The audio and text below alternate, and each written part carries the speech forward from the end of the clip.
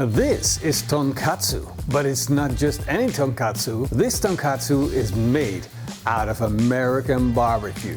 Juicy, tender, tasty ribs, tonkatsu. A big thanks to Borniak Smokers for sponsoring this video. Have you ever heard of tonkatsu? It is a juicy and tender pork chop that is deep fried until it's crisp on the outside and juicy on the inside. And most of the time it's either served on a sandwich or with a little bit of rice and some eggs. I know if we start talking about frying, a lot of people get excited, and that's for a good reason. Let's make American barbecue tonkatsu. I've got these beautiful pork ribs. I'm going to remove the membrane and I'm going to season with the PitmasterX pork seasoning. It is going to make the ribs very tasty. Once I got them all dusted up, it's time to put them on the barbecue. I'll be using the Borniak Smoker with a little bit of beech wood to create the perfect smoke profile on these ribs. I'm going to set the temperature to 120 degrees Celsius and I'm going to let it run until my ribs are juicy and tender.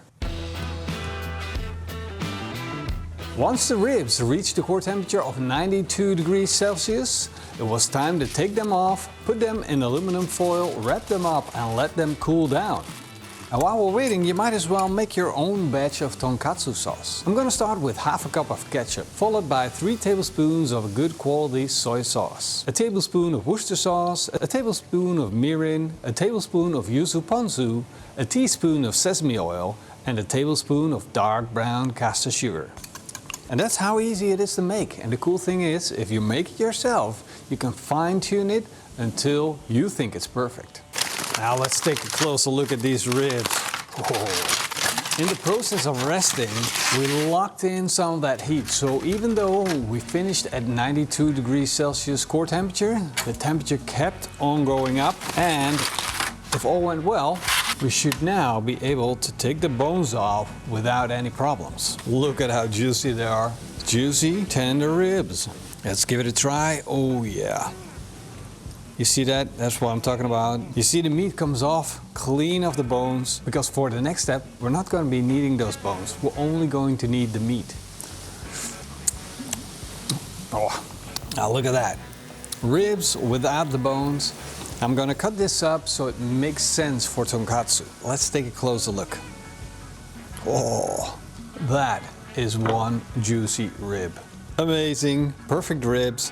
I'm going to make it look good. Get a straight edge of there. I don't want to get too much off, but I still want the perfect tonkatsu. So I'm gonna cut this up into 2 pieces, 3 of the same size preferably. And of course this isn't going in the bin. What are you thinking, man? For the next step, I made a breading station out of some all-purpose flour, panko breadcrumbs and beaten eggs. And the first thing that I'm going to do is I'm going to take these delicious ribs without bones. I'm going to dip them in the flour, building up that initial layer. Just going to tap off the flour and it goes into the egg. And that egg is going to help to get that panko to stick. Now the panko is really important that you get panko and not breadcrumbs, because you want it to be supremely crispy. Of course I'm going to do all of my ribs. This is the perfect way to get a crunchy crust.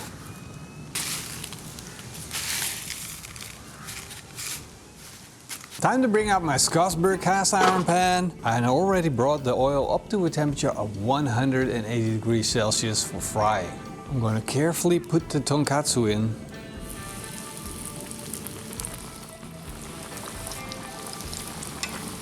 Flip when golden brown. There we go. Now this is going to be absolutely perfect. Wow, look at that. Tonkatsu to perfection. Get them onto the dripping tray. Let's take a close look at one of these and see how it turned out. Can't wait to slice into it. Wow, the ribs are still freaking juicy and tender. I think we did it, guys. We just successfully merged American barbecue with Japanese fried tonkatsu. Look at it, isn't that beautiful? Listen to that crisp. This couldn't have gone any better, except I've also prepared a side dish. I boiled some Japanese rice and seasoned it with some mirin and some salt. I heated up a Skottsberg pan, put in a little bit of chicken fat that I rendered down myself out of skin and chicken fat. Once it was completely molten down and hot, I whipped up a couple of eggs and put them in the hot chicken fat. And by rotating the eggs and not cooking them all the way through, I got this beautiful topping to go on top of that rice. Now the tonkatsu can go on. I couldn't be more happier with the results. And magically we got a taste tester coming on. I never know how that's even possible. There we go. Tonkatsu sauce going on. That looks good. Oh, that looks so good. I'm getting so hungry. We're gonna need some knives and forks. All right, let's go. You have to get a little bit of everything. There we go. Oh. What is going on? Why haven't we eaten this before? I can't stop smiling. What's this? Wow. We need to try the pork and give a serious comment on this. Ribs, tonkatsu. No matter what you're going to say in the comments, ribs is the best thing for tonkatsu. Pork chops can't beat ribs. They're tender, they're juicy, they're cooked all the way through and they just fall apart, but still have that structure of the barbecue. I really like the crust and that the sauce gets into that crust. I'm going to give you a sound bite of the bite. And then the tonkatsu sauce, especially with the ponzu yuzu, really makes it like really light and really flavorful. Good thing we've got more. Oh, you got more? We got more. Approved. I'm also approving this one.